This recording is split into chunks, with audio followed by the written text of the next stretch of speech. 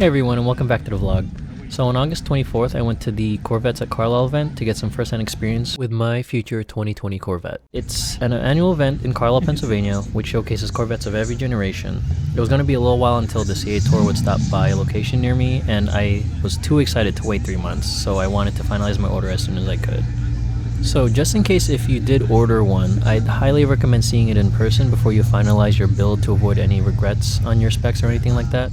It's a good thing I did. I mean, I decided not to get the suede wrapped interior once I saw it there because I didn't like how it looked, and it seems to get dirty fairly easily especially on the lighter colored interiors. So with that, I saved about $600. I'm actually still on the fence on whether I want the engine appearance package because I friggin' love carbon fiber, but I'm actually not sure whether it'd be safe for it to be in the engine bay, with all the high temps and everything. There are actually a lot of high temperature resins made for such applications with carbon fiber, so I actually emailed Chevy about it on what kind of resin they'll use. But nothing yet after like a whole day of waiting. Hopefully they'll update me eventually, and I'll let you guys know if anything comes up from Chevy. Another little bit of information I'd like you guys to know is that the GT2 seats are the only seats with an 8-way power seating configuration, whereas the GT1 and the competition seats have the 4-way only. The competition seats though also feature the performance textile material for higher wear areas and reduced material in some areas of the seat, as you can see. Oh, and this is something pretty cool. I also want to note that for all you traditional Corvette fans, or those of you who like the centered exhaust look, it seems that it's very possible to do in the aftermarket section. Getting a look at the C8 cutout, the manifold pipes, which look really nice by the way, they travel downward to the catalytic converters here towards the exhaust tips. As you can see, there's plenty of space for the pipes behind the transmission, which, sadly no longer comes in manual, but whatever. So this can leave room on the sides of the bottom part of the valves for, I don't know, let's say diffusers, or maybe just like a cleaner look if you're not digging the dual tips at the side of the Corvette. So my only concern is that hopefully it won't affect the airflow that much to trip up the sensors of the car's computer or avoid the warranty.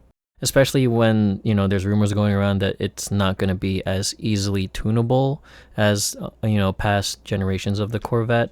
Speaking of rumors, you guys may also know about some rumors floating around about engines that the Z06 or 01 trims will have, and that they'll sport like a flat plane crank engine. So my speculation is that the flat plane will be reserved for the Z01 models and up. I am predicting that the Z06 will still keep the cross plane engine setup, and here's why I think so. Really quick, I'm going to give you the general pros and cons of these two types of cranks. So for crossplane engines, they are typically heavier than their flat plane counterparts. They are less efficient because they can't rev as high due to something called valve float. That's something like, science-y. I won't get into that right now. And the piston firing order to the manifolds are uneven, so it doesn't breathe as well as a flat plane engine. A big advantage of the crossplane is that they usually last longer in typical applications, and they have less noise or vibrations than the flat plane due to its natural design. So in contrast, flat plane cranks have lighter shafts, so they have a more efficient power delivery. They can rev higher due to more organized firing order, and airflow from the engine to the exhaust is much better. Now the downsides of the flat plane is why I feel that these will be reserved for the higher end trims of the Corvette C8. The cons are that it generally has a shorter engine life, and it also generates a lot of vibration noise. These can be mitigated by using high quality and lighter parts, but then that would increase the overall price of the car. So in regards to the relatively short engine life and noise, both of these are comfort and reliability issues.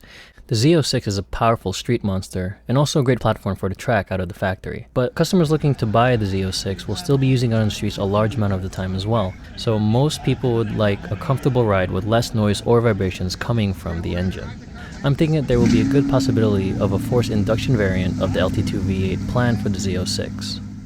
Now, I would love to get the ZR1 for its track-oriented focus, since that's pretty much why I'm, interested in buying the Corvette in general, because of the mid-engine shift. But, it's of course going to be out of my price range, let alone the Z06. It's probably going to be, upwards of like $80,000, and I don't have that kind of money. That's why the Stingray is actually perfect for me.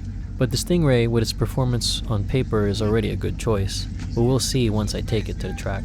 So if you want a serious track car, I feel like the flat plane engine is most likely going to be reserved for the ZR1 model.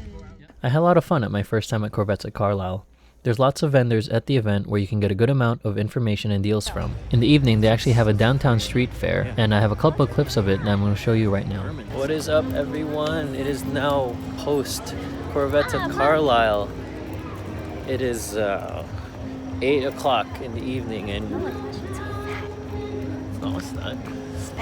And we're in the downtown Carlisle, just checking the street fair with all the Corvettes. C7, C7, C7. Down to, is that one a C6? That's a 6, yeah. Ha! Yeah, see, she's starting to get good at looking at Corvettes now. That one's a 6? Oh, Frank. So this is gonna be cool. It's like they're gonna have live music, other bands, lots of food, vendors, and all that stuff. So we'll see. That one's a 7. This is a 3. Yeah. Oh, this is the maroon one.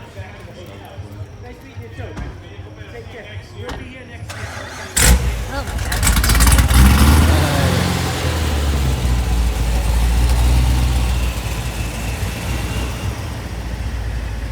All the Rose C7s though.